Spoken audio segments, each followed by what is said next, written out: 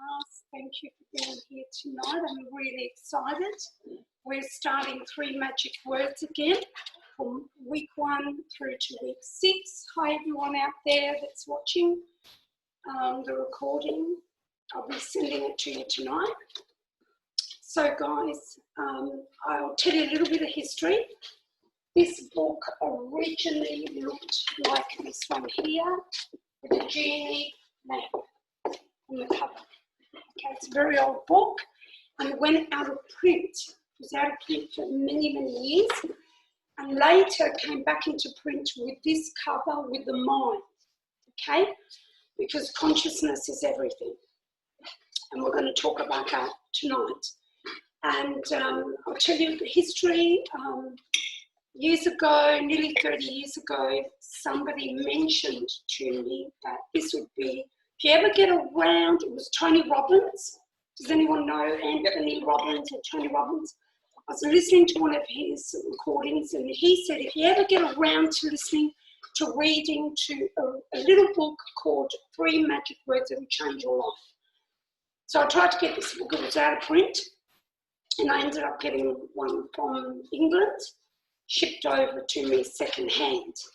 And I was reading the book and I was saying to my friends and family, here, read this book will change your life, it'll help you. And they would give it back to me faster than I gave it to them. Because you've got to think, nearly 30 years ago, this sort of stuff, listening and hearing and reading this, you couldn't even comprehend it, let alone share it with anyone. It was almost taboo, you know, back that long ago. So I decided to run what was a reading group for 28 of my family and friends. And I couldn't fit them in, or they couldn't do the same night. So we did 2 evenings and a Saturday afternoon. And by about week 4, I had people calling me saying, when is your next 3 Magic Words course on? So what happened was I took their name and number and I thought, it's not a course, but I took their name and number and then I found myself calling them and saying, come along, I'll read for you as well. There's 12 chapters in the book. We read for 12 weeks, 12 sessions. So 1 chapter per week, they're very long chapters. And I tried to explain to people what it was saying. At the time, everything was cassettes. So I was recording cassettes of authors who had put their books on audio, but there was nothing available here in Australia or in Adelaide. I ended up buying all this stuff, Deepak Chopra, Louise Hay, a lot of other, Wayne Dyer, Neil Donald Walsh, people we'd never heard of, talking about the esoteric truth, the truth of life, the spiritual truth. And I bought it off a lady at a garage sale. So I would record with my double tape recorder and everybody got those cassettes. Do you remember Emma and Sonia? And Celeste. Celeste was a little girl and she did my children's 3 Magic Words and later went on to do the adults one, and here she is again.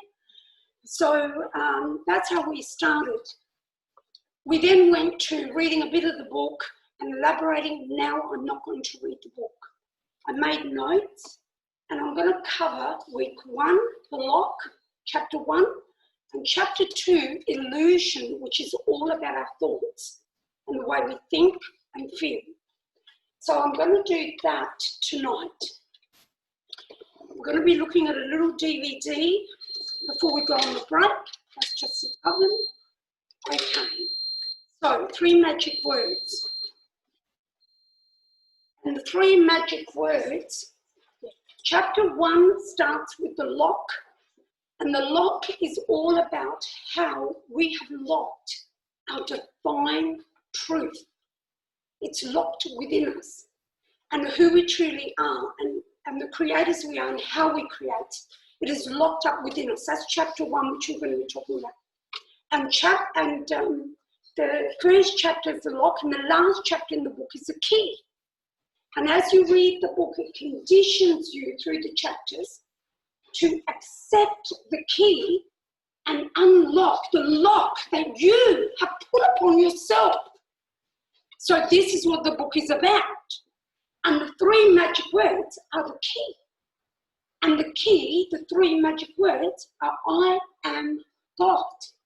And some people don't like to hear the word God, and that's because religion has misconstrued this truth and has controlled our true power and our truth in the form of these business-making kind of religions, or limiting and controlling us with the truth that they've taken from the Bible and kind of misconstrued it.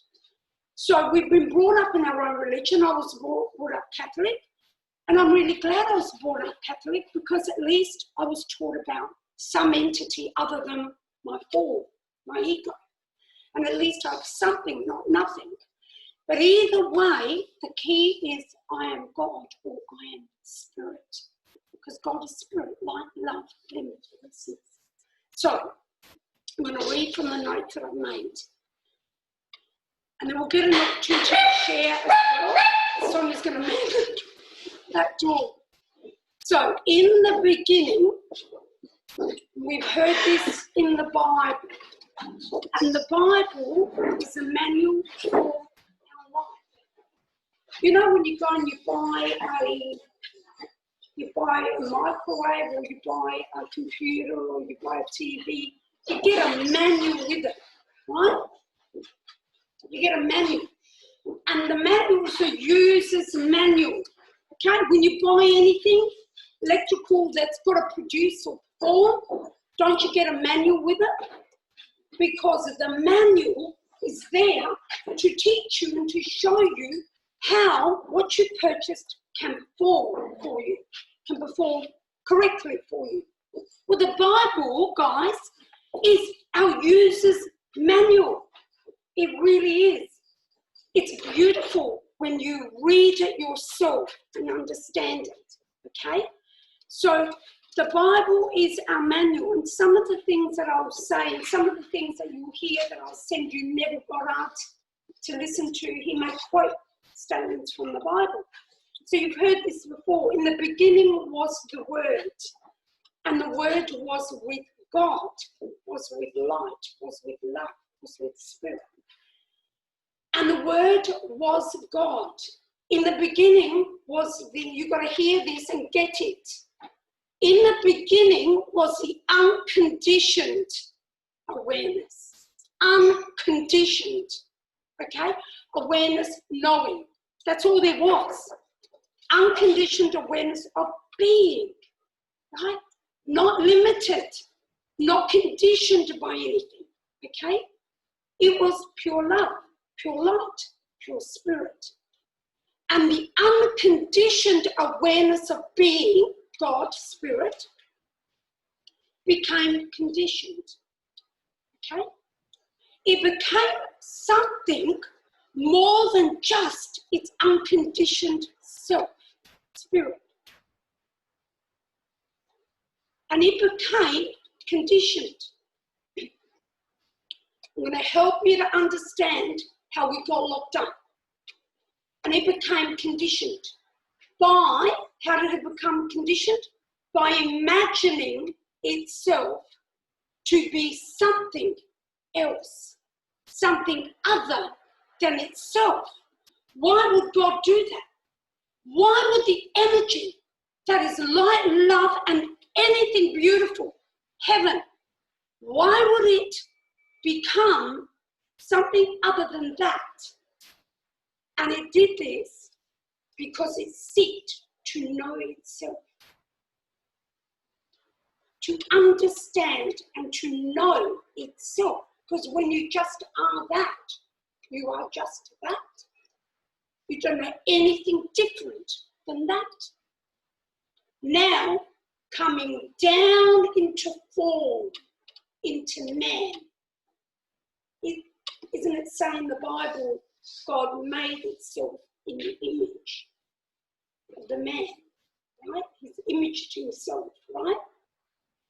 And now, he's come into the opposite. He's created a limited being, a conditioned being, a being which now has free thought, free power to create, and is limited. It is made of the ego, and the ego stems from fear and darkness, the opposite, that which we are, light and love.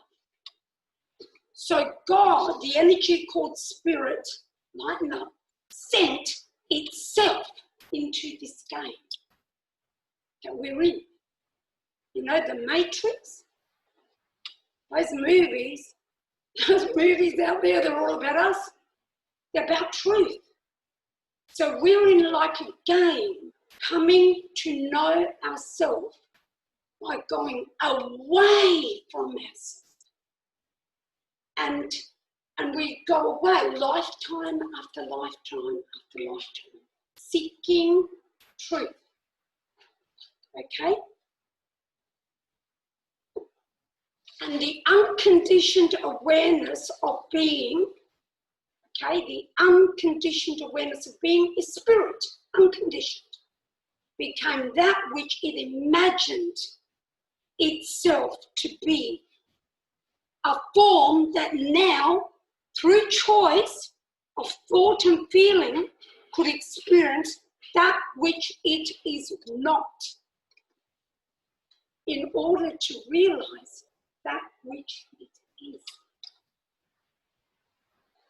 Okay? So did creation, the game to know thyself, begin. The opportunity to come to understand that which we are. And the only way we're getting off this ship called Earth, and we're going home to a higher, ascending to a higher Earth, to a higher, dimension, is by waking up to this truth and becoming the loving, peaceful, beautiful creator. And creating, as Jesus said, as above, so below. As below, so above. It really is. We're caught in the condition. We conditioned our minds over lifetimes, and we're caught in fear and doubt. One little person says something or does something, we're down a hell hole of, thinking the worst. When really, it is just an opportunity to not be scared, guys. Don't be scared. Don't have fear. Fear is not who we are. It's the illusion. But we're caught in the illusion. In reality, it feels real. But this is a false reality because it's a game. It's not really real. And if you stand at it with light and love and you know who you are, and you envision only the outcome you want, just hold the vision of the outcome you want. Feel the feelings. You have to feel the feelings. Why? Because that's belief. Has to be the heart, the mind and the heart together. And out it goes, and you impregnate the universe. And Neville Goddard is one of the greatest spiritual teachers. That backs up everything that I've been teaching these books. I'm so happy to have them. Halo, I'm watching you. You come over here and sit down. You sit down now. Over here. Hello. Come here. Hello. No. Come here. Over here. You leave our new guest alone. You just lay down and come over here with me. One or the other. Come on. You want to come up with me? All right. Come on. Come on. So, sit here. by this law, Yes. That's it. He's taking a fancy.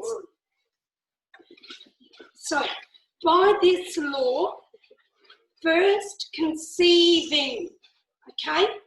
Conceiving means to hold the vision, to imagine, to visualize, and to believe, to feel it. As though it's already done, it's already happened, okay? It's yours. Then becoming that which we conceive in mind and heart, all things evolve out of nothing. And without this sequence, there is not anything made that is ever made. Do you understand?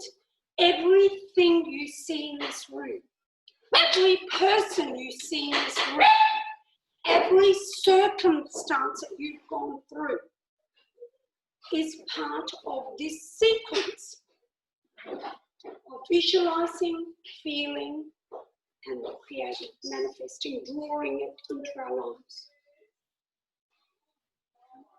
In other words, this is the law of creation. Imagine, visualize, feel it, and feel it to be real. In other words, believe it until, believe it until, visualize it, feel it, believe it until it shows up in your life. That's our job. It's easy. You don't have to figure out the how and the when, for God's sakes. The how and the when is the hardest job, isn't it? Isn't it the hardest job, the how and the when? That's the miracle. That's the magic. And we are miracle makers. Leave the how and the when. It's not your job. And just visualize the end outcome. When I say the end outcome, as though it's already happened and you are already in that situation. All right? Before Abraham or the world was, I am. Okay? First teachings of Abraham in the Bible. Before Abraham or the world was, I am. When all of time shall cease to be, I am. There is nothing but I am. Do you understand, guys? I am the formless spirit turning into whatever we declare. Whatever we declare with our conscious visualizing and feeling. I am the formless awareness of being, conceiving myself to be man. Spirit came down into form, into limitation. This is what the energy of spirit is saying. I am the formless awareness of being, conceiving myself now to be man. By my everlasting law, my everlasting eternal law of being, I am compelled to be and to express all that I believe myself to be. Do you understand? We are one. We are one energy called the I am, the energy of light and love spirit. And within each one of us is the power to create whatever you want. And you are. We are creating already everything that we see. Okay? I am the eternal, no thingness.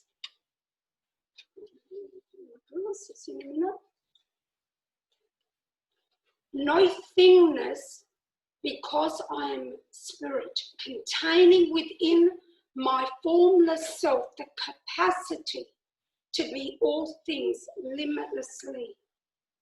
Do you get that? When you get that, there is nothing to fear, guys. We can actually shift our circumstances because we actually drew them to ourselves. We can shift, who we believe to be. We can shift, if we're not happy where we're working or in our relationships or, any state of being that we're going through, our health, our finances, anything. We are actually the creator. And we have the power within us through absolute trust, through absolute faith in that outcome.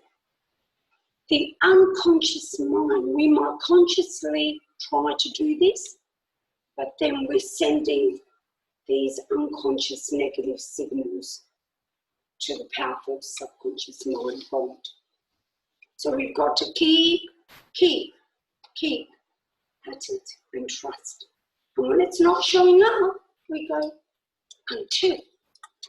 That's what I say to myself, until faith. So the formless self has a capacity to be all things limitlessly.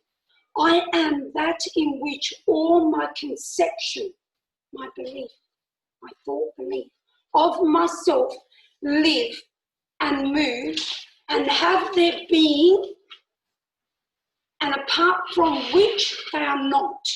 I dwell within every conception of myself. So of myself is all of us. Do you understand? We are the I am. I dwell within every conception of myself from this willingness I ever seek to ascend all conception of myself. I looked up ascend so I can tell you exactly what that word means. To rise above or to go beyond, to overpass, to exceed, to, hang on, I wrote in there, to transcend. So to rise above or go beyond, to overpass, to exceed, to transcend the limit of that thought. So see, here, I ever seek, this is spirit talking to us, I ever seek to transcend all conceptions of myself, because we have false conceptions of who we are, don't we?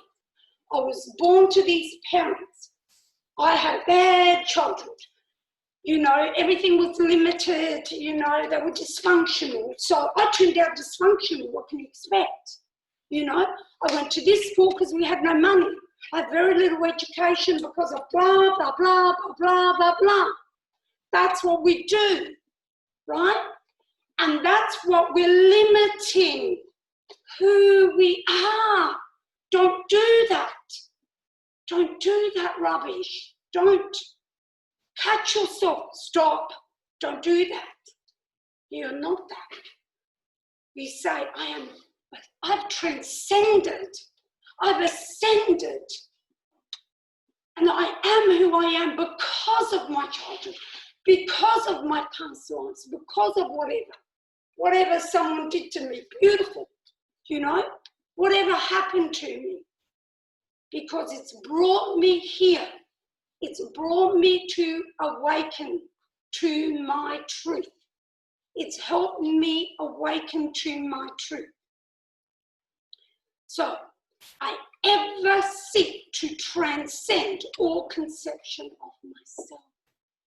The universe within us is always giving us another chance, another opportunity to see things another way. Do you understand? The ego's stubborn. I nearly lost my life a few times. That's how stubborn my ego was, it still is. But I'm listening. You know, we want to go home, guys. We don't want to come and repeat. You know, it's okay if we have to, But, you know, we cross over. When we close our eyes to this light, we'll remember who we are. We are the scent and the sender. And we'll remember every single person's lifetime. We'll remember the worst people in the world, because that's us. And we will remember the best, the greatest, the Mother Teresa's, because that's us. We are the scent and the sender. Do you understand? And we have an opportunity in the journey of us, the one, awakening to bring our little part to the truth. Okay? So, and by the very law of my being, I transcend my conception of myself only as I believe myself to be spirit. Spirit is always knocking at our door, always hoping we're waking and we hear the knock. I am the law of being, and besides me there is no other law. I am that I am, this impersonal principle of life, which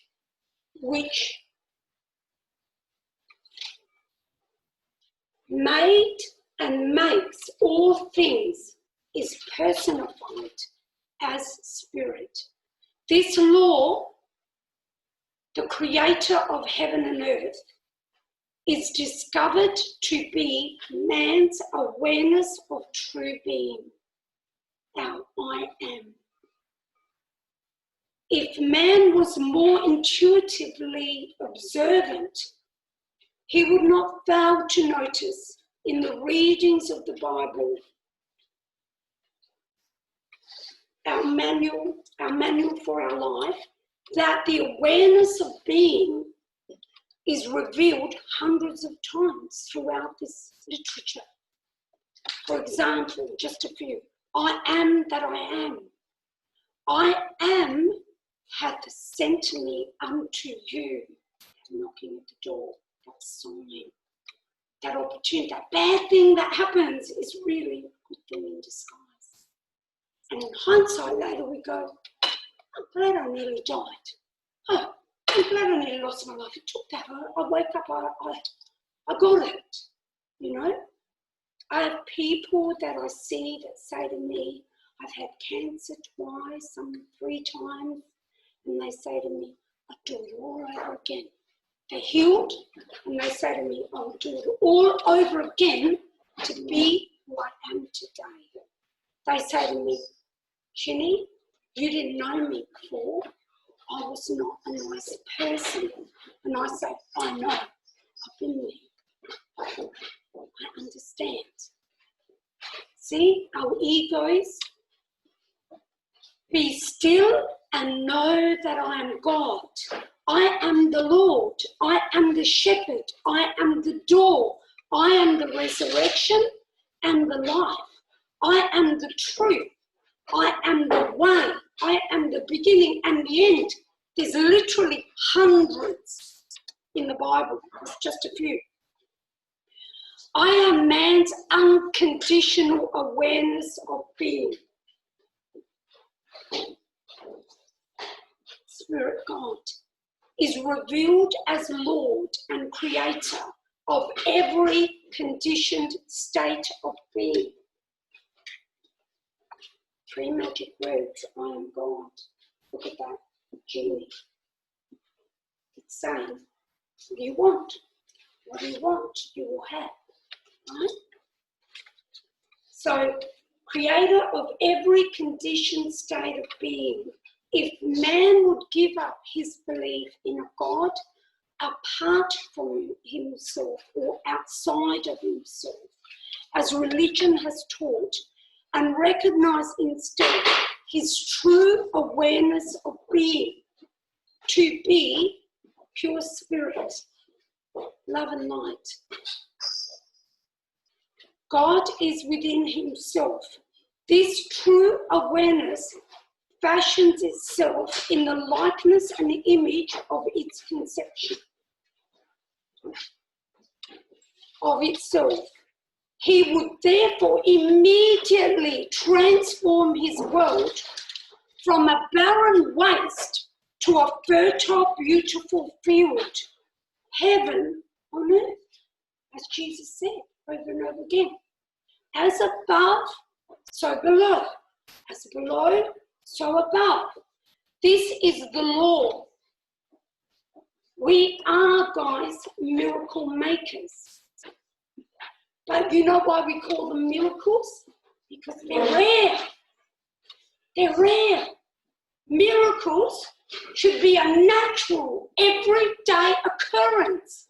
If you read the book, A Course in Miracles, a lady, Helen Schucman, channeled Jesus. Book like a Bible. And she was in her 60s when Jesus, an atheist. never brought up with any religious upbringing. She started hearing voices in her head, thought she was going mad, got herself tested. Her colleagues then said, write everything down. Back then, there were no computers. She wrote by hand. She had clients. She worked in a university. And she channeled Jesus. She wrote like a tap. When she had to stop, she'd stop, go to work, come back, pick up the pen and write. And in that book, it says that we are the creators, as above, so below as above. This is what is being said in this magnificent book where this lady channeled Jesus. So, this is the law. And in this book, the Course in Miracles, in chapter 1 is all about miracles and creating miracles. And in there it states that Jesus states that miracles we are God, we are the Spirit.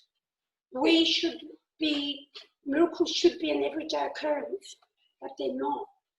And that's why they're called miracles, because they're rare. And when someone, changes their state of health or survives something or wins the lotto, we go, it's a miracle, right? And that's what we say, because it's rare. Now we've got to turn that around, guys. And we've got to, in this class in the next 6 weeks, share all your miracles, which are going to become your everyday occurrences. Okay? You're going to see that this is who you are, and you've got to form the habit to think and feel powerfully, freely, happily, peacefully. The day man does this, he will know that he and his Father are one. But his Father is greater than he, and I'll explain this. We will understand, we will know that our consciousness of being is one with that which we are conscious of being. When you're conscious of being God, of being Spirit, you and the Father. So who are you? Who are we? We are the Christ. We're the Christ. There was not just one Jesus Christ. That's symbolism. If you read the Bible properly, Jesus is symbolism. Jesus was born with the truth, and he came to teach the truth. And he said, I am the Christ.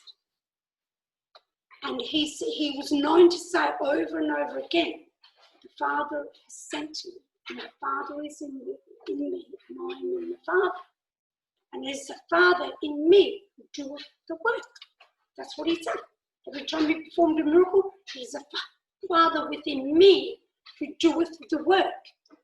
So he would say, I and the Father are one.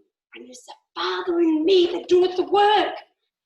He was not saying, I know, I'm God and I'm doing the work. He wouldn't say that. You've got to think very carefully. Listen. He said, it is the Father within me who doeth the work. He took on the consciousness of God. Okay?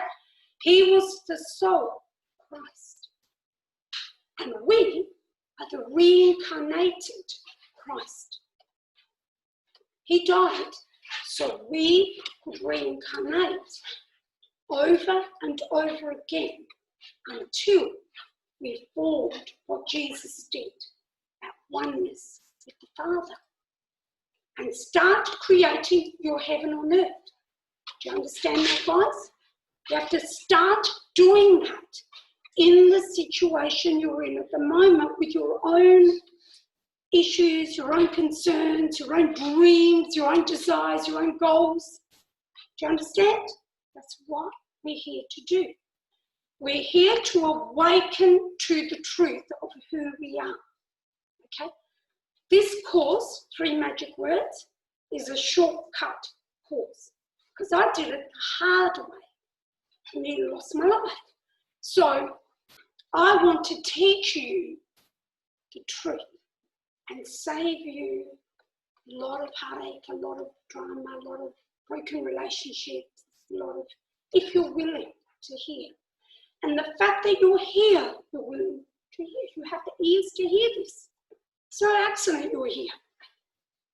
So I'm not sugarcoating it because I can't. I know the truth. So I'm going to tell it to you as it is, in the hope that you dare to take on board what I'm saying, that you're ready. And you start to act like the creator that you are, not the ego, man, limited form of this earth creator, and keep creating, harm to yourself and harm to others. Problems, suffering. We don't need to do that. We're going to create heaven on earth. And how we do that is stay out of guilt and blame and judgment and all of that. Don't talk anything unless it's beautiful. If it isn't nice, we're going to form the new habit. Zip it up. It's hard. It's not easy. Because we formed a habit with certain people, our family and friends. And then they start telling us some drama that's going on. And we top it with our story. If we haven't got a story, we can pull one from the news. There's plenty there. But we've got to form the new habit. And instead of zipping up, share something beautiful. Think, do you know what? We're instinctively, because we're in love with the energy of God, we're instinctively endowed with the ability and the desire to share. We have that. It's in us. I've worked it out. We want to share. We want to tell people, blah, blah, blah, because it's going to be better, I'm going to tell you something horrific, because then you'll see how great your life is. It's not that bad, is it? Right? And that's what we end up doing, because we don't have anything great to share. We've got no miracles. And we've got to start freaking making some miracles and share those. I sit there sometimes and think, what can I say? Something wonderful that has happened that I can share. And that is what we have to do. We have to start to think of the wonderful things that we can share with one another. And zip up, do not share the negative ones. Okay? Because then it's either about you and you're a victim again. Blah, blah. But I'm okay, because now I'm doing this course. I'm okay. I'm just telling you this is what we do. I'm just letting you know, but I'm okay. It's not bothered me. That person hasn't got to me. How do I know all this? Because I don't do these things. So this is what we're changing. We are changing the way we've been victims. And we've said we are victims by the way we behave. And then guess what comes? Because guess what? When you behave, when you talk like that, what comes with that? Thinking and feeling. You're putting it out there. And then all of a sudden something goes wrong. And you go, oh my God, how's this happening to me now? And it's happening because you're the creator. So, share is a quality that which we are. Start to think about beautiful things that we can share. Read up. We've all got Google now. Read up. You can read up some miraculous stories and you can be ready to share when someone's sharing something negative. You're not going to share something negative. Okay, we're going to form that and you watch your miracles and your goals come forward for you in your life.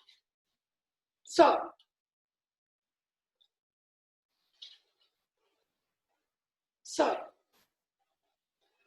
we will understand, we will know that our consciousness of being, the I am, is one with that which we are conscious of being.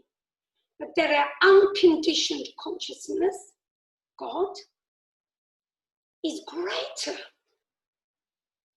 than the current conditioned state or our current conception of ourselves, how I believe myself to be. When we discover our consciousness to be our impersonal power of expression, in other words, we discover the spirit within us. Power internally personifies itself in our conceptions, in our beliefs, in our thought beliefs of ourselves. We will automatically assume and appropriate the state of consciousness which we desire to express. And in so doing, we will become that state in expression, in manifestation. So the job we hope to have, the kind of income we hope to have, the relationship that we dared to dream for. Do you understand? When we start to take on the true conception, the true thought belief of who I am, and we resonate at that level, in other words, we speak only words of kindness. You know, we only acts of kindness, acts of love. Someone harms us, just step out of the way, don't judge them, you know, have compassion, be empathetic, you know, and know that that's a test. Everything's tested along the way. We will be tested, okay? We're tested along the way, guys. So, and in so doing, we will become that state and expression. We shall decree a thing, and it shall come to pass. And you know, when I say now, until you hold that thought and that vision and feeling, until you never give up. Faith. That is what's known as faith, trust. Until, if you give up, you changed the outcome. You're God. You changed it. Don't blame anybody else. Until. It says until because we're looking for the faith. We're developing faith. We're developing patience. We're developing tolerance, understanding truth. These are all beautiful qualities of the soul. We're going home. We've got to strip away the ego. We can't take the ego, you know. You're at the checking bay, and you're checking your bag. Huh? Too much ego on board, you're going back. My sister, if I'm not coming back, you're coming back with me.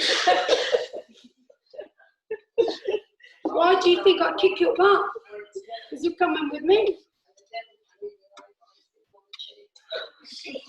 No, you won't. Heaven, so these, what we decree shall come to pass. Heaven, not hell. The law of consciousness, the law of I am, is the only law of expression. I am the way, I am the resurrection, I am the truth.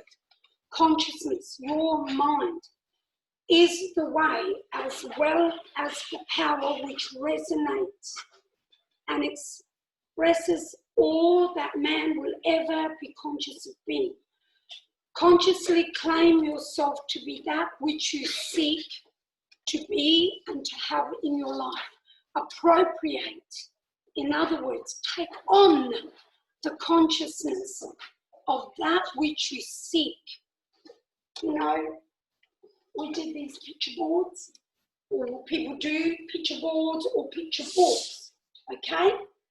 And I don't have long affirmations. I say, that's me. That's my relationship.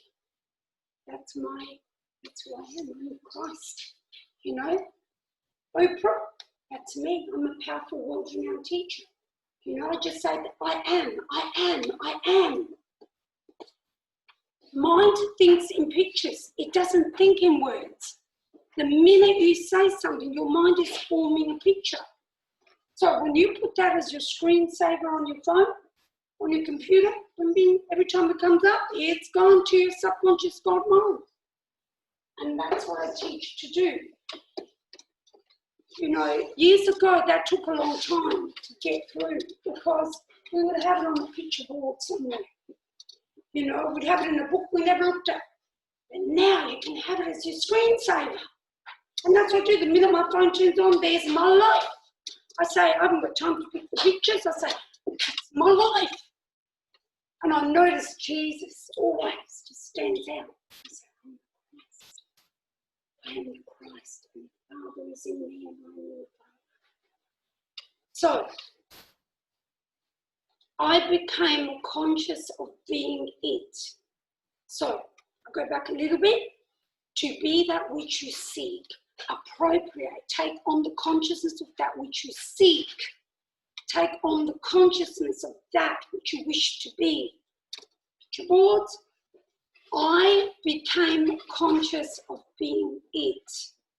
I am still conscious of being it, and I shall continue being conscious of being it until that of which I am conscious of being is perfectly expressed in my life and world. It's out there, impregnated in the universe. Don't abort your creations. Love them, nurture them. Trust, faith. Yes, I shall decree a thing, and it shall come to pass what I am. Now, I'm going to leave the talking to there, and I'm going to run a DVD, which I always run. Now, this DVD, many years ago when I started, just before I started teaching the 3 magic words, just before I started, Dr. Harville Hendrix, who wrote the book, Getting the Love You Want, appeared on an Oprah show. And I was in my family room vacuuming. And I always would record on the videos, just always, because Oprah always had a good show on. So I press record, and I hear, put the vacuum cleaner down. You have to hear this. And I turn the vacuum cleaner off, and I listen to this.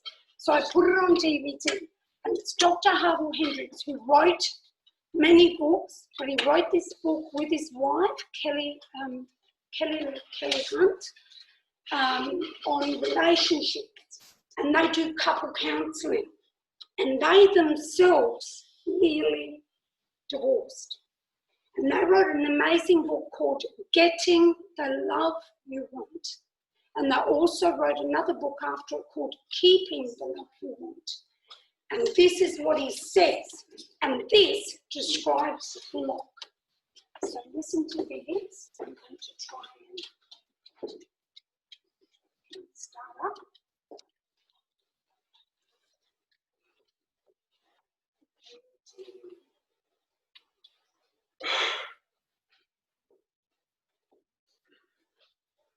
We're going to watch only a little bit of it, maybe 15 minutes.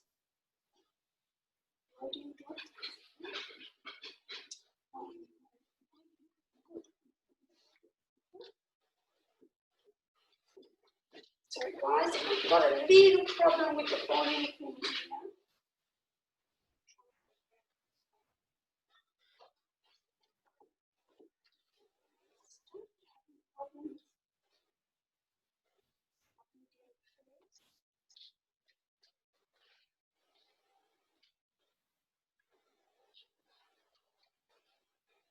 Today as well.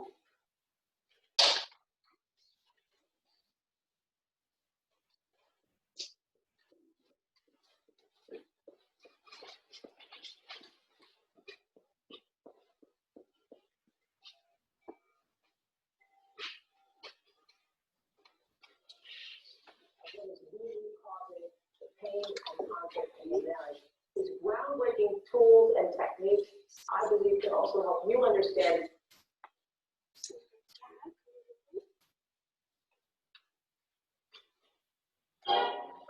And watching this right now, or you're in a serious relationship, or looking for lasting love in your life, This is a show that you need to sit down and watch. Put down the vacuum cleaner. Yes, 13 years ago, you first introduced me to Dr. Harville Hendrix.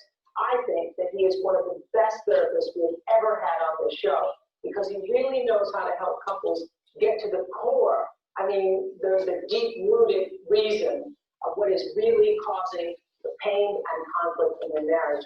His groundbreaking tools and techniques, I believe, can also help you understand the hidden reason you pick your partner and show you how to heal your relationship. You changed my relationship when you were on there how many years ago? Because I got it. Yeah. Help you heal your relationship and yourself.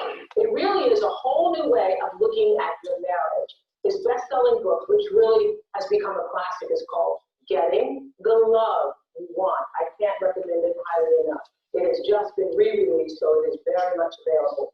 Recently, something very interesting happened in Dr. Hendrix's personal life. He says that his techniques were put to the test when his own marriage was in crisis. Look. That is the difficult. Harville Hendrix has more than 40 years' experience as a therapist and marriage counselor. He's a best-selling author. His books have been translated into more than 57 languages.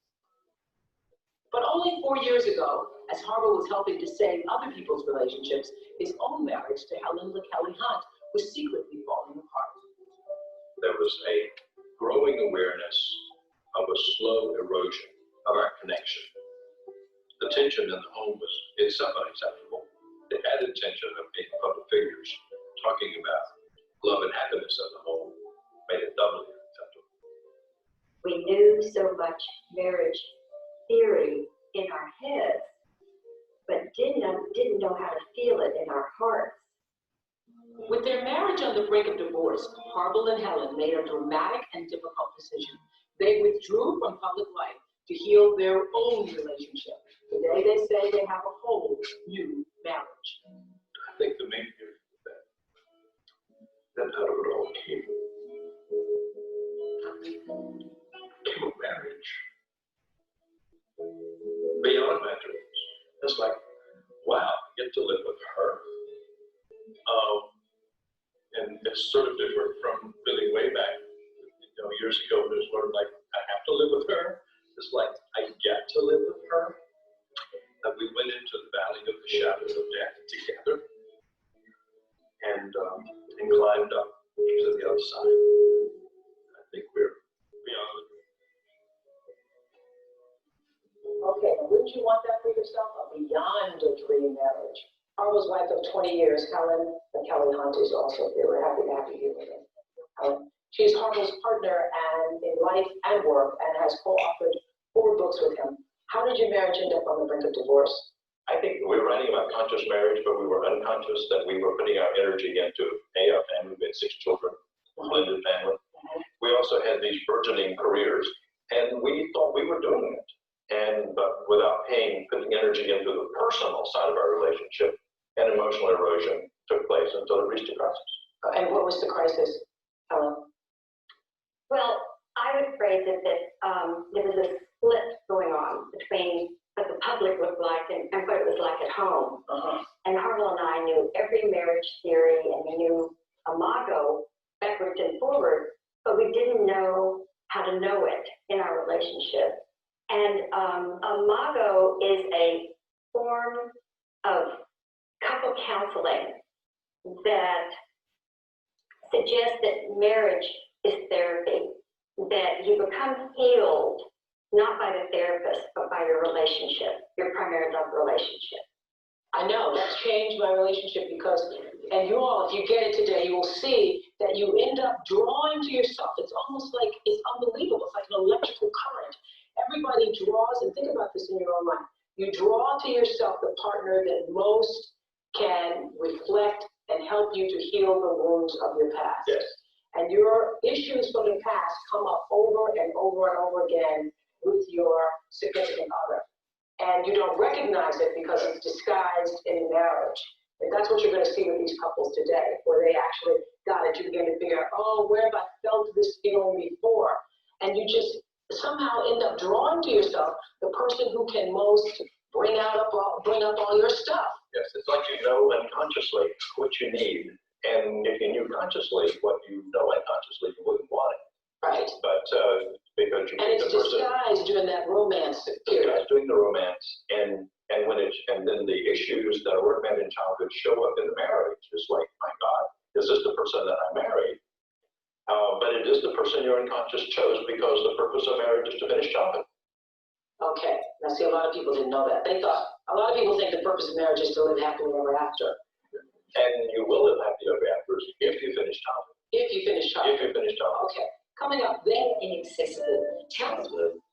Remember, John is now role-playing as an 8-year-old, talking to his parents, not his wife. It would be really nice to make some bonds with some of these friends, these school kids that hang on. I like them. They don't understand why at the end of the day I got to run home. They don't get that. I don't either. It frustrates me. I don't get it. I don't understand why it's not able to do that. It's not fair at all. It's not fair. It is not fair that you guys won't let me go out for any sports. Finally, John and Debbie were able to understand the real cause behind all of their arguments. It's not that I'm pushing you away per se. It's more that I'm trying to be an individual because I never really had a chance to be an individual at all. I have goosebumps. It's big. I don't feel like it's so personal. I felt like it was something wrong with me. I think I didn't really know either. I thought I knew my husband, but I really didn't. John and I have been together 5 years, and I feel like today I really know my husband. I was able to get out some feelings that I really didn't even have any idea were there. But yet now looking back, I'm like, wow, why didn't I do this before? It was an absolute shock to me to hear him talk and to hear him dig deep and to hear him talk about his hurt. I felt like that was one of the most intimate moments that we had ever had, even more intimate than actually conceiving our son. Wow. That's a pretty powerful statement. Debbie, that was 2 days ago. How are you feeling now? I really feel like I am a new woman. I mean, not only do I feel like I can be an incredible wife, I feel like I'm a better parent. I feel like I'm a better person.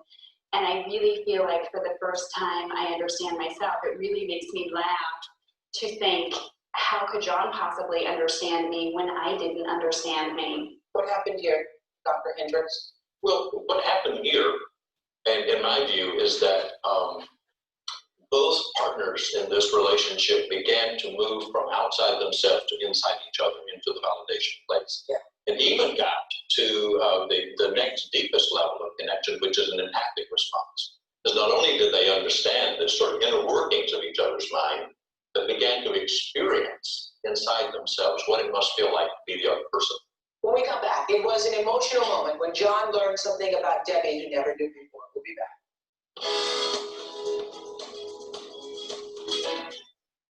You can then move forward and not still continue to repeat the cycle of your childhood. Next, it was Debbie's turn. Take a look at how she connects her feelings of insecurity in her marriage back to abuse that she had witnessed growing up. John is role-playing the part of her father. I just felt horror, and I felt like you were going to come and get me. I felt like scared doesn't even begin to scratch the surface of how I felt. I was very reluctant to get those things out and felt very nervous. Debbie then shifted her focus to her biological father, who she says abandoned her family. And when you were on your deathbed, you wanted to prove once and for all that I wasn't your child.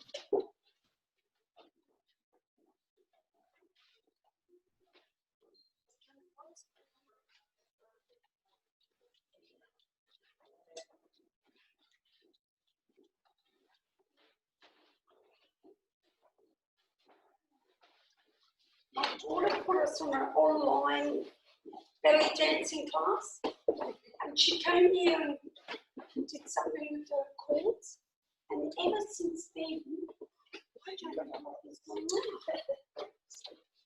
And I played a DVD Any ounce of you runs through me. I'm taking control back. she was abandoned by her father. Showing your power. You have been a poison, and I won't have that in my life. I feel so good because I've held those things in for so long. Next, Dr. Hendricks helped Debbie connect her unresolved childhood wounds to her unfulfilled expectations of John. Now I understand why you didn't feel love. The rejection of my father and not understanding that rejection. That's what's been very hard for me. So that's why, without a shadow of a doubt, I want him to profess his love all the time. This is going to really help me in that. I always thought that she was maybe being too clingy sometimes. She just needs a lot of reassurance and a lot of love. And she needs me to show her that I truly do love her and that I'm not going to be gone tomorrow, that I'm not going to reject her. I really think that that's going to help you put some demons to rest. I feel overwhelmed with love towards my husband. I want to hug him and I want to roll him. I want to get out of here and get back to our hotel. We all got that. A little too much info. I'm very happy to know it was a hotel night. I feel like I can share anything with you.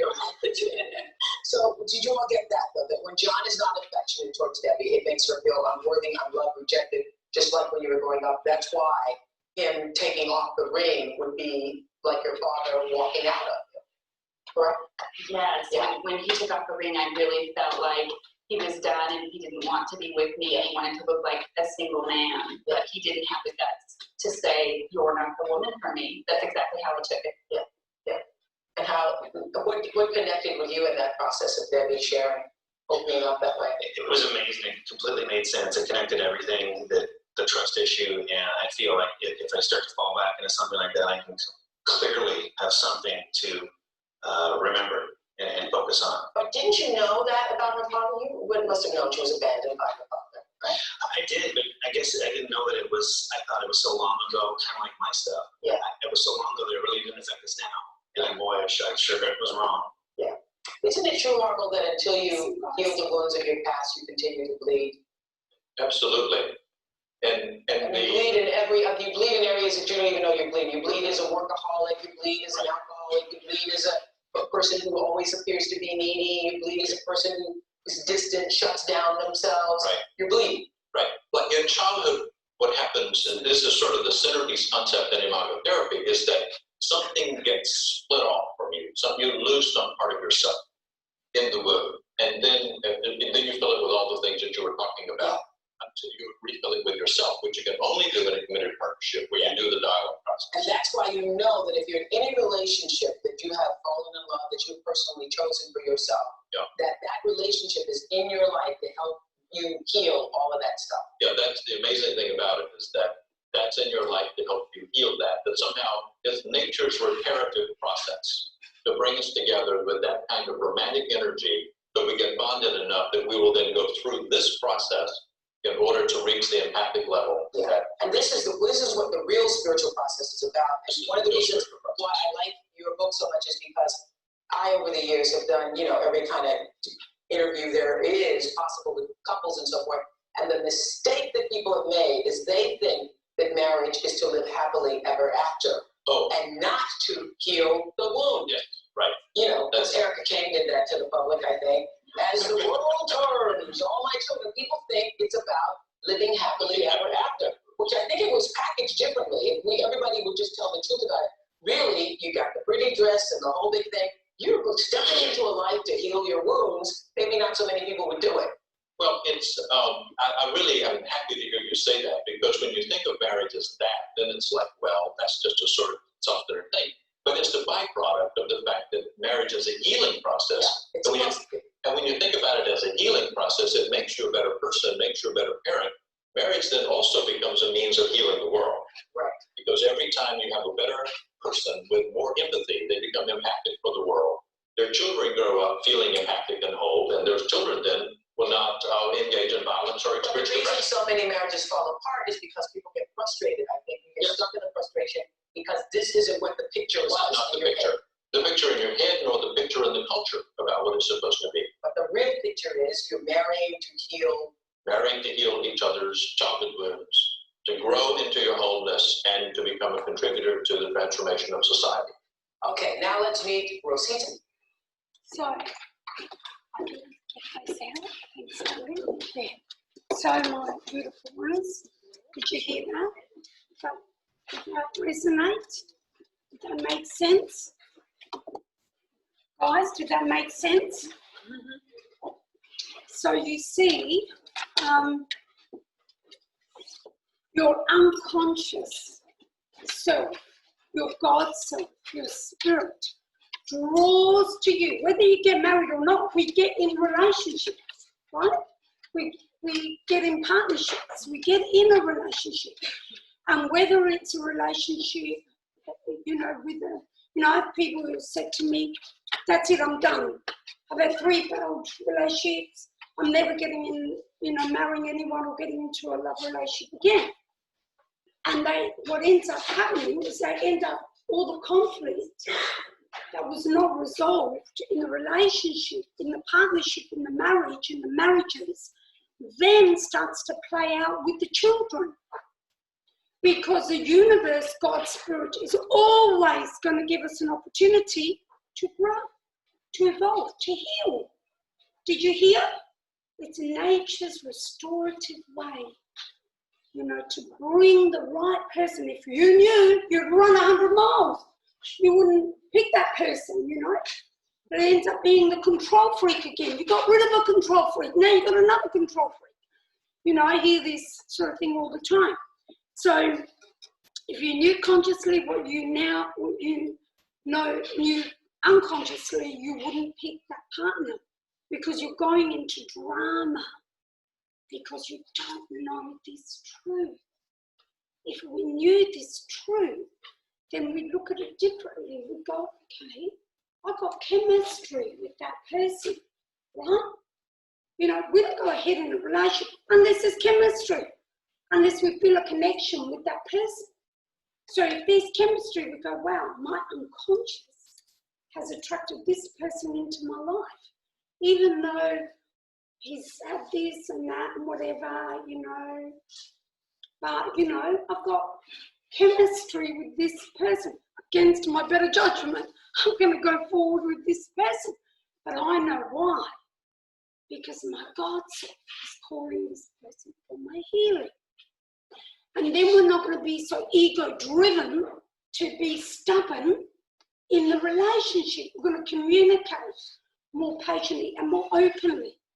If we think we've got a control freak, we're not going to say we've got a control freak. We're going to look at it, word it differently and go, oh, wow, we've got somebody with a lot of wisdom who's trying to share their wisdom with me and trying to help and guide me, right?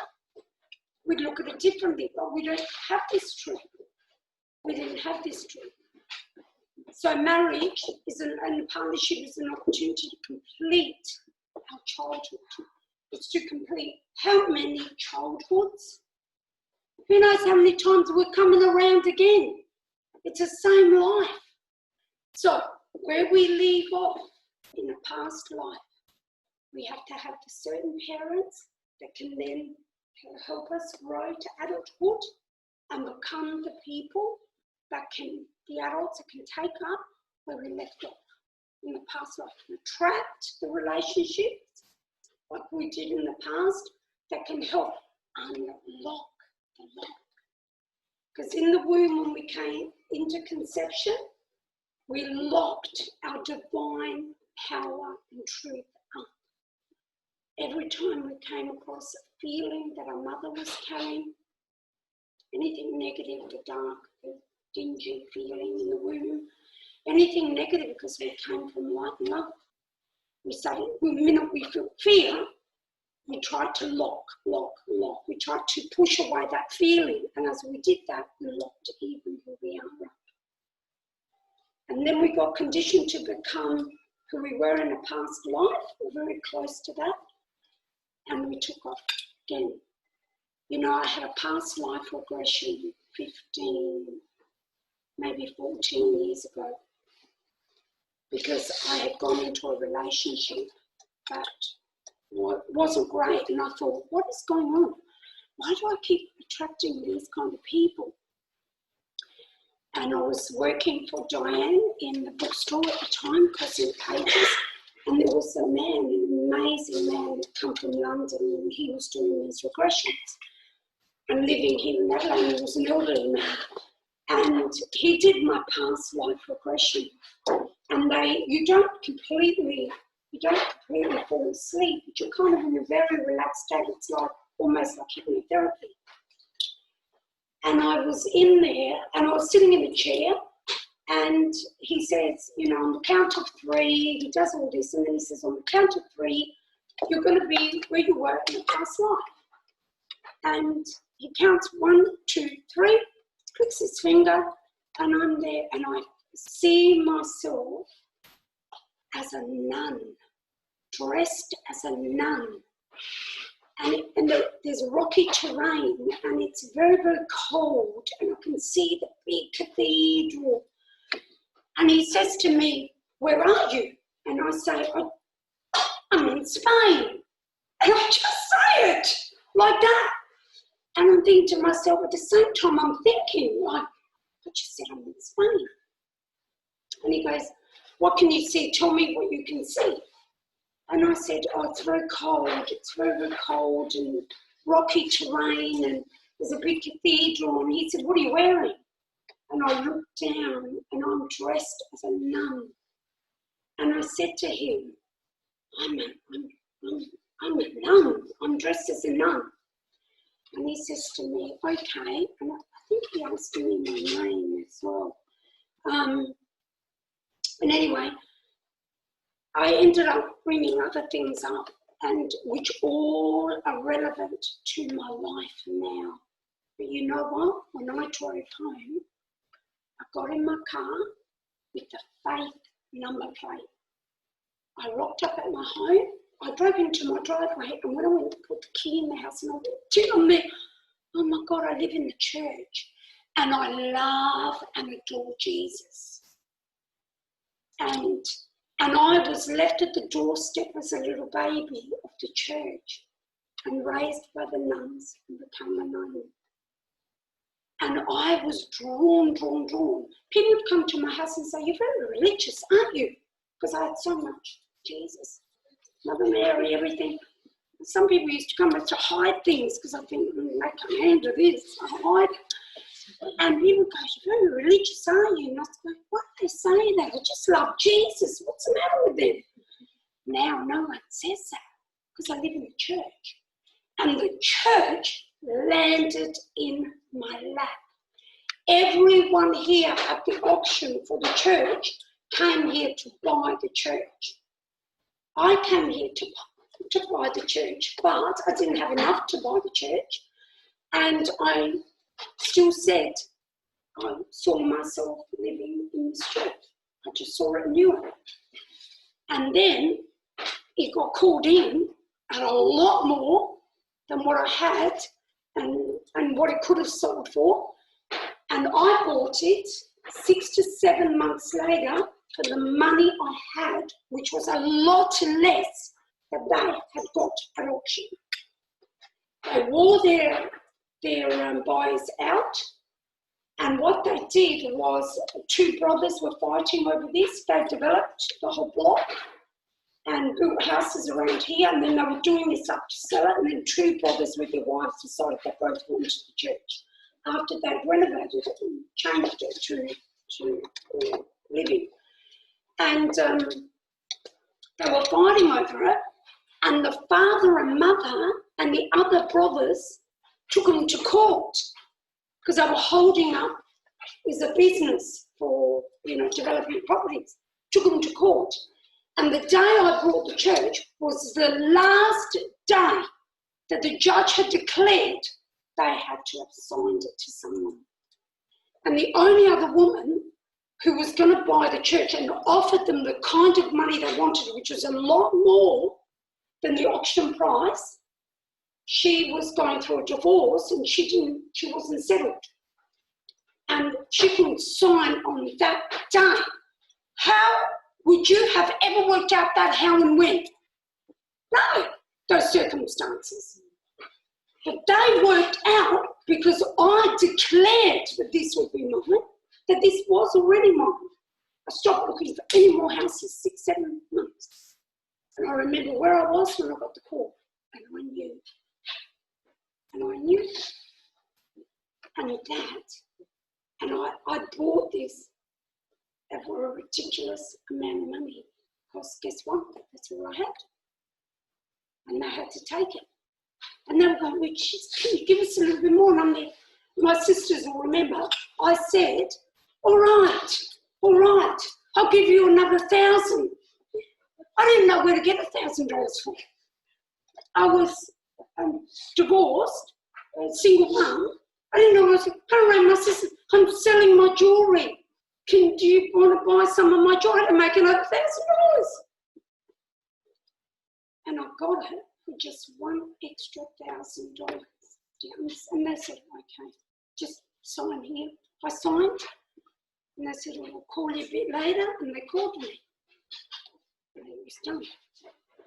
And that is how it's done until you hold it in your vision and feeling and see yourself there until. So we're going to go on a break now. And when we get back, in those books that you have, I'm going to get you to write your goals and your dreams that you want to, your desires, your heart desires that you want to manifest in these next 6 weeks together. And then I'm going to close with a few words.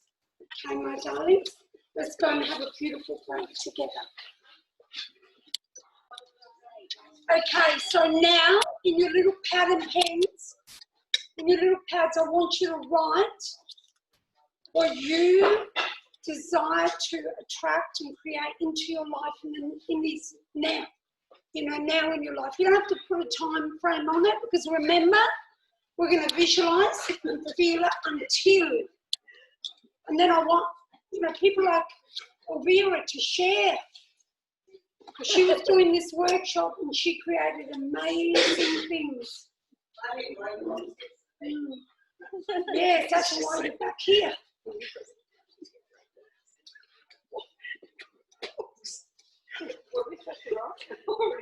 You've got to write. Now, what are you creating? What are you dreaming? And your goals? The whole new body here. Yeah, I mean. Shh. Come to Mum. Come on.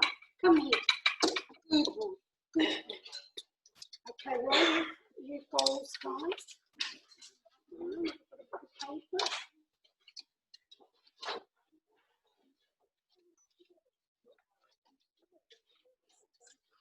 Don't limit those goals by the amount of money you have or the income, you know, you derive, or your age, or what you believe about yourself.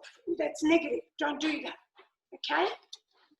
Just know that whatever you want, we're going to Italy, guys. You better put that down there. Put it down. Make it fly out for these little leaders. Create. The borders are open. The vaccine's in. Who cares? The hell in the wind's not our job, guys. We're flying to Italy. You got your extension on there? The swimming pool? Working with Louis? Remember, you've got to be clear with your goals. Don't be wishy-washy. Know what you want. We've lost the power to imagine.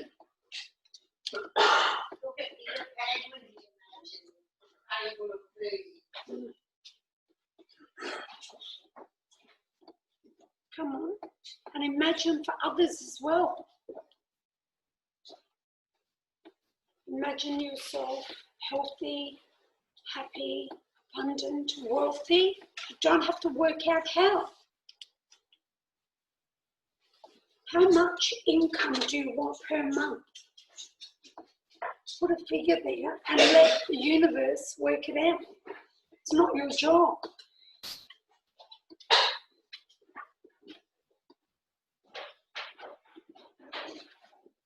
There's a lovely student of Neville Goddard.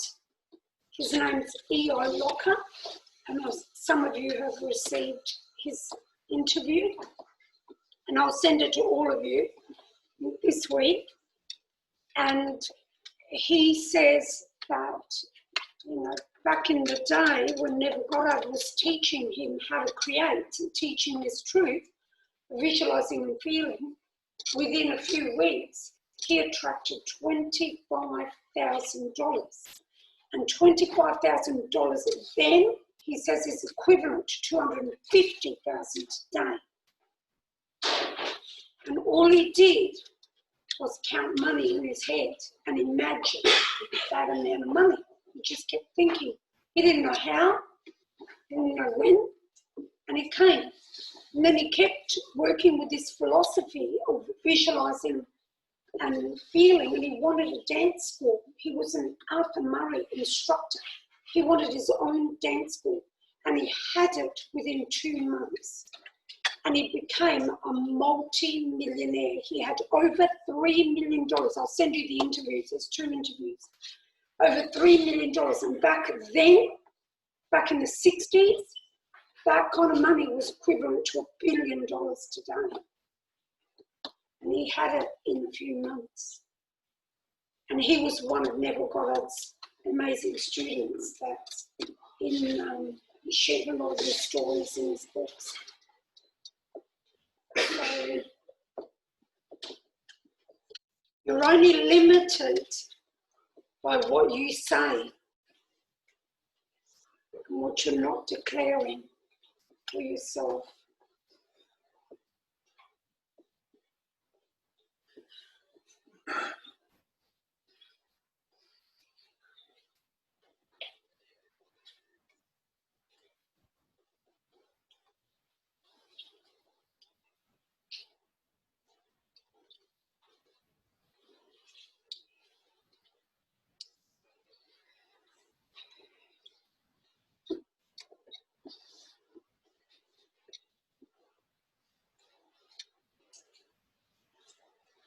Amazing. If you had the time and the money and the means, can you imagine what you'd be able to do for yourself, for your family, for your friends, for humanity? Guys, don't limit yourself because if you're rich, you're someone that can help others as well.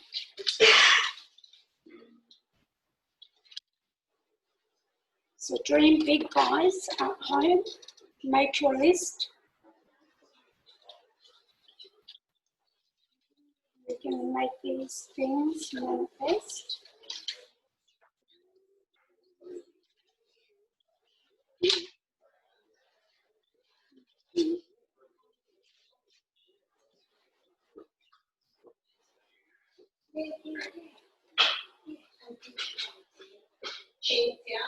It's like, I can't remember now, it's got to be over a year ago when I was in this course and you were doing write down and then visualise it. Remember my dream because this is my God, doesn't smoke, doesn't drink, fitness fanatic, okay, it's all bad. And she's young. Yeah, cool. Cool girls, I love her really. And so the doctor said, you know what, let's do an ultrasound. Let's just see what this is. The sonographer by accident dropped it lower. Well, stage 4 cancer. I remember the day like it was yesterday. I got my husband to finish work early, which he doesn't do. I said, take me to town, let's go shopping. We work 7 days a week. It was a Monday. We get into the city, park the car, and I get the phone call into my son. And I could hear in his voice, Mum, what are you doing? Are you busy? And even if I am, even if I've got tickets to go somewhere, I'm not doing anything. What do you need? And he starts crying. And I said, Alex, what's wrong? He goes, Mum, Mel's been diagnosed with stage 4 cancer. Well, I got home straight away. I had to watch the granddaughters so they could go straight there. Anyway, I came in yesterday. And we started the class of visualising. And Chitsy goes, now I want you to visualise. When you go to bed at night, the last thing you think of is something called the smell. So So what I visualised is that I was at a mum's house, Maria's, and I could see myself like I was playing in a movie. I had a glass of champagne and me and Maria were toasting. The cancer is gone. It's gone. So every night, and even through the day. Through the day. Cancer's gone. You must do it through the It's day. gone. It's gone. We're celebrating because it's gone. Like, I've won the crossroad. Not I'm going to win it. I've won it. Bloody hell. 4 months later, there's not a trace of cancer in her. Well, Chintzy got the whole class doing it. We all visualise that same outcome. Collective, yeah, it's a collective energy. We are powerful for one another, guys. Every week. When someone says to you, I can't do this, I can't lose this weight, I can't, visualise them. Visualise them the way they want to be. I'm visualising for those two every day. I thought I'd get in before my sister does. And I went into the so I was going to be visualising this beautiful tree planted in front of my house. Well, the day the council came, he was planting trees, and he comes to my house with this bloody stick. And he looks at me, and he goes, what a beautiful honey. You know, I said, oh, come with me. Which tree do you want? I want the biggest tree on the town. So now I visualise. You know, he could come the day that I was at work. He came the day I was fine. He managed to find it. And he commented on the day. I commented on the tree. I got a big one.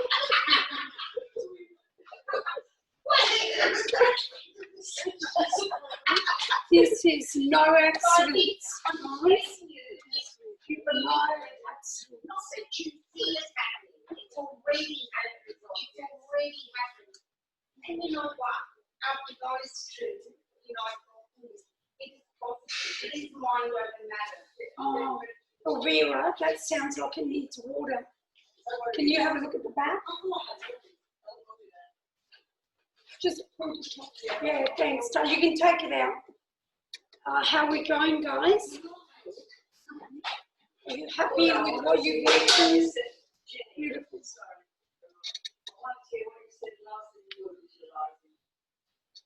What I was. When you said I visualise something or whatever. Oh,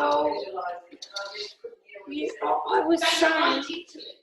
Yeah, I was saying that whenever someone says to me, I can't lose this weight, or I can't get a better job than this, or whatever, and I've said to them, do it this, think like that, and I've told them everything, but they're still not doing it, I visualise. I say nothing to them. I visualise them, and people say to me, oh, it needs to aerate. I say to people, even when they say, oh, that's a lost cause. You know, some people say to me, that person's a lost cause, you know, blah, blah, blah. And I say, no, we are required to help one another because we are one another. That's why the greatest commandment is love God with all your heart, with all your mind, with all your soul. And the second one is to love your neighbour as yourself, because your neighbour is yourself. We are one energy, the I am. So we're required, we appear individualized, but we're required to see the best in one another, even your enemy. Because it's easy to love those that love us. It's required for us to love those that harm us because they're teaching us something. Do you understand? We're coming up against the darkness and our light shines brightly and you get a great opportunity to grow, don't we? Huh? If you're not challenged, you're not growing. You know, if you're not feeling challenged, scared, you're not growing. And that's what I say to people, oh my God, this is happening, that's happening. I said, wonderful, wonderful. You're going through a challenge, it's wonderful, you're going to grow. That's beautiful. Shine your light. Don't be frightened. How do you want this to go? Imagine it. However you want it to go is happening. go. If you keep fearing, you're going to create that outcome that you're fearing. Don't do that. Make up your mind you're going to do this or you're not going to do it. If you're going to do it, do it. Well, do it how you want it to be. The outcome, hold only that outcome. And then I visualize that outcome as well. Right? We are in this together, guys. We have to have each other's backs. Okay? Even those that harm us, what we do, we send them light and love. We visualize them in a beautiful light, and we just step away from them. People who harm us, you know, they don't know any better. They do what they do. They might not have a full quid, you know. They're not working with a, you know, we take for granted that our brain is working normally and naturally, but some people are not. It's not, and we have to be understanding and compassionate. But get out of harm's way. You don't have to stay in harm's way. That's your job to do that. And then send them light and love and visualize them powerfully.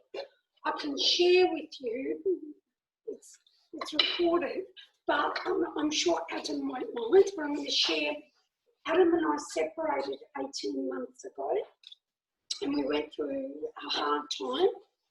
And but I think, you know, like the Harville Hendricks that we listen to, we come into each other's lives for a reason. And I used to think he's very hard, he's very demanding, and I had the same issues as the lovely lady with the abandonment issues. So I would say he's a workaholic, you know, never makes time, blah, blah, blah, and complain. The more that I held that complaint in my vision, because I could see it happening, and I felt it in my heart, that's what would show up. Oh, he had an important case, he had to work, he had to this, and this got cancelled, that got cancelled. But of course, things that were important with the children, they went forward. So when we keep visualising ourselves as that kind of person, the victim, and it's all our childhood issues. I can see it's my childhood issues. But all we think to ourselves is, I picked the wrong guy again.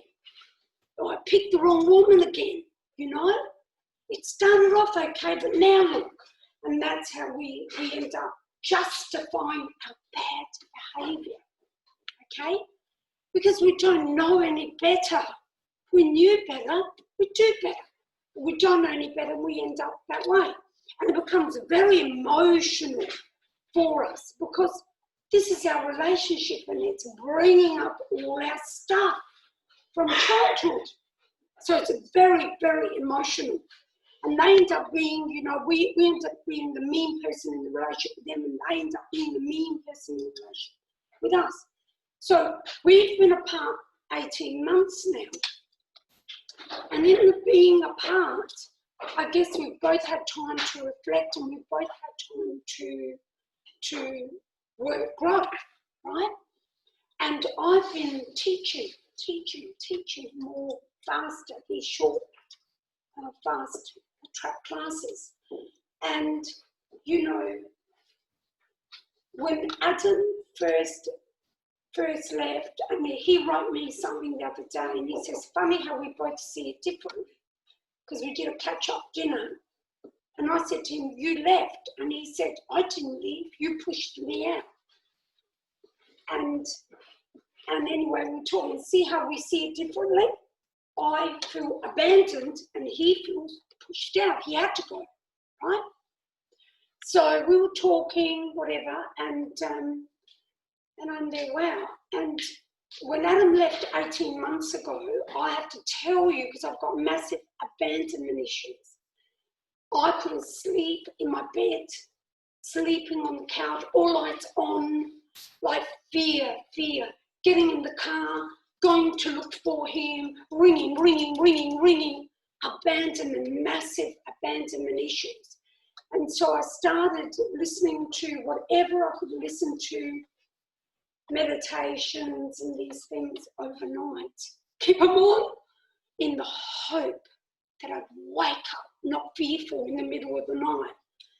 And I can tell you that if he hadn't left, my beautiful soul, if he hadn't left, I wouldn't be who I am today. And if I hadn't pushed him out, which he says I did, I pushed him out and he left. If we hadn't gone through that, I wouldn't be who I am today, because I had to grow up. He had to leave, you know. I had to face that. Now, there's a nicer way to teach each other how to get over abandonment. And he had issues because his mother wouldn't let him do anything, or his parents. And he was like the guy in the audio here. And he was wanting to do things, and his parents were kind of, he thought, restricted. So at the age of 15 or so, 16, he left home. And, you know, wasn't at school, didn't have a job, you know, blah, blah, blah. But he did that because he wanted his freedom. He wanted to be who he wanted to be. Now he gets in a relationship with a woman like me. He's got abandonment issues, needy. You know, what time are you back? What time are we doing this? Scheduled, like he was when he was a child. So you can see why, you know, and he had two little beautiful children, which are my stepchildren. They were 1.5 and 2.5 when I met him. They're now turning 16 and 17. But I can share with you that my class here who have done the course over and over again, hear me say for 18 months, I'm visualising Adam happy. I visualise every day Adam happy. Happy, free, abundant, generous, successful, healthy. And he's become that man. He's become that man. He's just amazing. And I think it was last week we were in the course, and where's Marie? I think it was last week we were in the course, and we were, because the course didn't start last week, we ran a video, and we watched Groundhog Day. Because I said to everybody, if we don't snap out of this, we live in the Groundhog Day, we're going to watch this and we're going to write down. And we're going to have a look at what lessons is this movie trying to teach us. We were watching that, and we were in the middle of the movie, and my phone, a message came through, and it was Adam, and he says, I love you, Goober, because he used to call me Goober, or he still does call me Goober. And Marie goes, be careful, what are you going to write? She's a lawyer. What are you writing back? It'll be in writing. And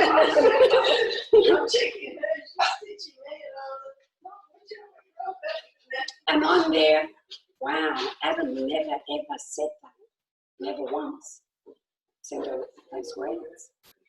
And but I made a decision when we caught up and we talked and we heard how we both see things. But I've been visualising for 18 months that he's this kind of guy. And then out of the blue he says, let's go talk. And we go to dinner. And then he says he wants to go home because he thinks nothing can come of this. So he goes home and I write him a message and I say, I'm sorry I ruined our dinner. And, you know, I'm visualising the very best for you and blah, blah, blah. And I'm sorry I couldn't be the person I should have been in the relationship. Because I'm looking at myself. I'm looking at myself in the relationship, not him there. Do you understand? When you get this, you look at yourself and your own journey and your own growth. He writes back. He goes, you didn't ruin the dinner. I ruined the dinner and I ruined our life. Blah, blah, blah. And he says something about how he'd been being and something about, I also have cried rivers for you. And I thought, how amazing. This is a man who does not open up. This is a man who never says anything like this. And it's in my message, I read it for the girls last week. And I thought, wow. So I rang him the next morning and I said, you know, God brought me into your life to help you awaken to your truth. And I stepped up. And I stepped up because I was too caught up on me and what I needed and what I wanted and what I needed in the relationship. But I promise you, I'm going to still, because we're still talking, we're still friends, I'm going to support you to become the best person you want to be in your life from a distance, you know, from where we are now. And he goes, I think I'll do the same. Isn't that beautiful? How beautiful is that? So that's my little share, my little story. That's amazing, you know, because in hindsight, when we step back from a relationship and we give it enough time and we're willing to look at ourselves for our own journey, you can see, when you know the truth, you can see why you even came into each other's lives. You know, I knew all this, but I still said, I don't care. This is not fair. This is not right. My ego overruled my better judgment, my better spiritual judgment, because we get so emotionalized in it and our childhood issues come up. So isn't that beautiful? And yeah, he's coming to Robbie's birthday, my brother, this Friday night, picking me up. Isn't that interesting? Very lovely. So I'm committed to seeing him powerful and wonderful because he is an amazing human being. An amazing human being. He helps so many people. He's very selfless. And he deserves us, and especially me, to see him that way, because it is the truth. To see that God, we're in the grace of God here. Every time we lay eyes on one another, we are in the grace of God. And we've got to remember that. So, I don't know how I ended up doing that, but there we go. Now, does anyone want to share what they're creating? What they want to create? You can, you don't have to. You can keep it a little secret to yourself. And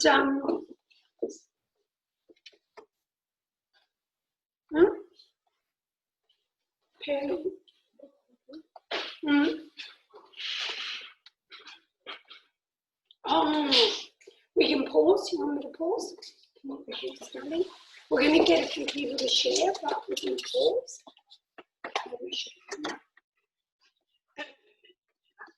Jumps in the air with his hand. Well, we do this and we jump up, and I see my hand, high-fiving his hand. And I'm jumping down the ground and going, oh, I wore my biggest boots because he's so tall. Thank God I wore my bigger boots. And I say that because then I know I'm there. Do you understand? Do you watch him lately? You choose to cry now. He is, he's crying a lot. He got very ill and nearly lost We can't get it, he can't go into any seminars. He's disappointed in what's going on in America. He doesn't know how to help, you know. That's okay. All the answers will come to us. The how and the when is not our job. Just have to hold the end outcome and it will come. So ye shall know the truth, and the truth shall set you free. The truth that sets us free is the knowledge that the knowledge of our consciousness. That consciousness is the path home and the path to heaven on earth. Resurrection and the life, in other words, that opportunity to be born again, that our true God spirit, our consciousness, both resurrects and makes alive all that we are conscious of being. When we give up on our beliefs in a God apart from ourselves, which we've been taught through the ego, and begin to recognize our conscious awareness of true being, spirit, the I am, as Jesus did and the prophets did. We will transform our world with this realization. We can transform it immediately. Jesus was known to say, I and the Father are one. What did Jesus mean when he said this? Jesus recognized his Christ self and recognized, this is when people say we are the soul, this is our Christ self. And he recognized the Father, the Spirit, which created him. When he said, I and my Father are one, one, one, one. And he also was known to say, it is the Father within me who doeth the work, and my Father and I are one. He recognized that I, the Christ, are one with Spirit, the Father, the Creator. He knew that he, Christ, and the Father, Spirit, are really one. Because the sent, us, and the sender, God, is the same. It's the same. And without the bad in the world, we won't know our greatness. We have to come up to the worst of it. And Jesus knew that the conceiver is always greater than his conception. Right? We're always greater than that which we create. Right? But we are the same energy, the same frequency. Nothing is lost in that energy between the Creator and the creation. When Jesus said in the Gospel of John, or in many of Jesus's teachings in the Bible and in the Gospels, before Abraham was, I am, which he was nearly stoned for saying, Jesus was aware of his true being, that he was Father, he was Spirit. Before he became aware of being man, he knew himself to be I am. We are not so aware. We are each waking up to this truth. The coming of Christ is the awakening, us awakening to our Christ self and calling forth our truth, spirit, right? Jesus said, on the day which I cease to be conscious of being man, I shall still be conscious of being, because I am. There is only one being, spirit. I am the beginning and I am the end.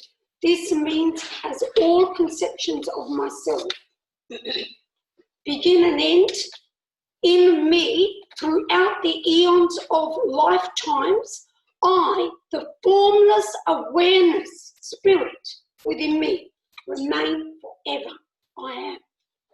Jesus discovered this glorious truth, and he declared himself to be one with God, one with Spirit, one with the Father. Not the God that man has fashioned through religion. Jesus never spoke of a God outside of himself. Jesus declared that the kingdom of God, that the kingdom of heaven dwells within us. And until we can be born again from above, from our consciousness, from our higher consciousness, we cannot enter the kingdom of God, the kingdom of heaven. You cannot experience heaven. You have glimpses of it, but most people think that can't last. Something bad's going to happen. Stop that thinking. We must transcend and rise above. We must transcend the limited ego and transcend the fearful mind, which can only fearful mind, which can only be accessed by the renewing of our true consciousness through our mind and heart. This is the meaning of being born again, to rise in consciousness, using your vision and feeling, your imagination. Anyone who succeeded in life, all the powerful, incredible, amazing people who talk about how they did it, they all say, you look them up, whoever you want, they all say they all imagined it. Okay? We must rise in consciousness to the level of the thing desired in our mind and heart. And to remain there in your mind and heart daily until such ways of desire becomes your nature. It becomes your natural way of being. You're forming the habit. This is the way of all seeming miracles. See, it's not enough to go to bed at night, which is the most powerful time to visualize. It's not enough. You go to bed at night, tired from the day, and you go lie down and you think, oh, I nearly forgot. I've got to visualize and feel the feeling, and I've got to be in it. And you start doing it, you're so tired you fall asleep. And guess what goes onto the astral plane with your soul? In your soul mind. Because our soul, our Christ soul, leaves our body every night from the crown chakra. And we ascend onto the astral plane, onto the fourth dimensional plane. We're in the third dimension here. We go on to the fourth dimensional plane, heaven. And on that plane, we take all the thoughts and the feelings of the day. And this is why it's not enough at night. You have to pat yourself during the day. How you're feeling, how you're thinking, and share powerfully and be happy and be grateful. And just be grateful. And then all day long, how you're being, you take that into the astral plane, as well as your last visions. Because if you've been consciously aware of being the energy of God, the energy of Christ, the energy of the Father, the energy of Spirit during the day, and you've been grateful, and you're not caught up in the dramas of life, then at night it will just come naturally to you.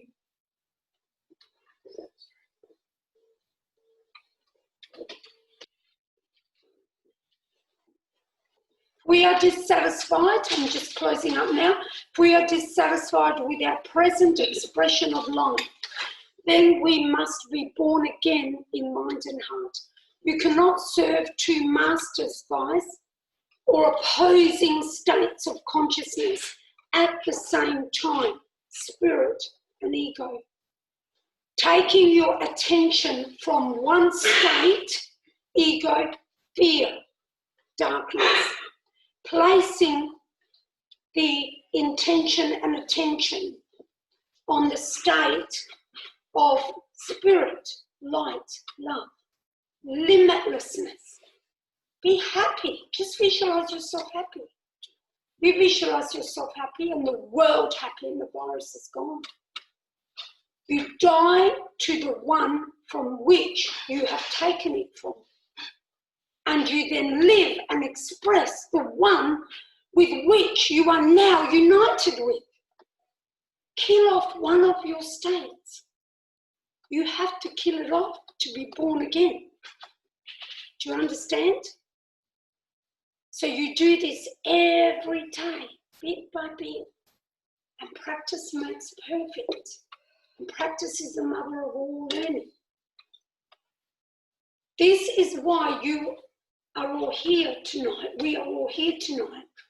You have awakened enough to be here to hear this truth. And you are committed or looking for the path to be restored and to be born again to the truth, to the consciousness of the unconditional conscious mind, spirit, mind, the love, light, limitlessness. And that's the end of my talk. which covers the way we think, illusion, the thought form, the ego mind and the God mind. We talked about in here tonight. And also the lock. And you see how we're locked up and our childhood issues, and it's all disguised in the romantic relationship. And we think, well, it should be like this and it shouldn't be like that. And, you know, all the childhood issues come up to confirm that.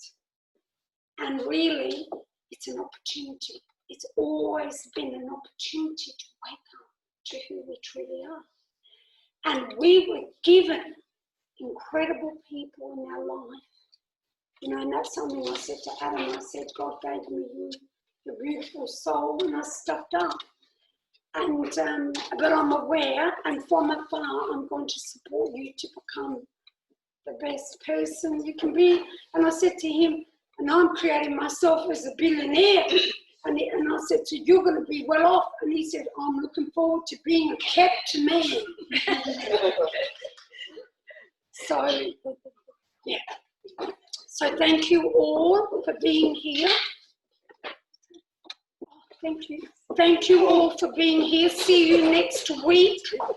I want you to start forming your end outcome visualizations into, you know, these little end outcome visions with you present in the visualization. Okay, guys? So thank you, and I'll see you next Wednesday night, 6:30.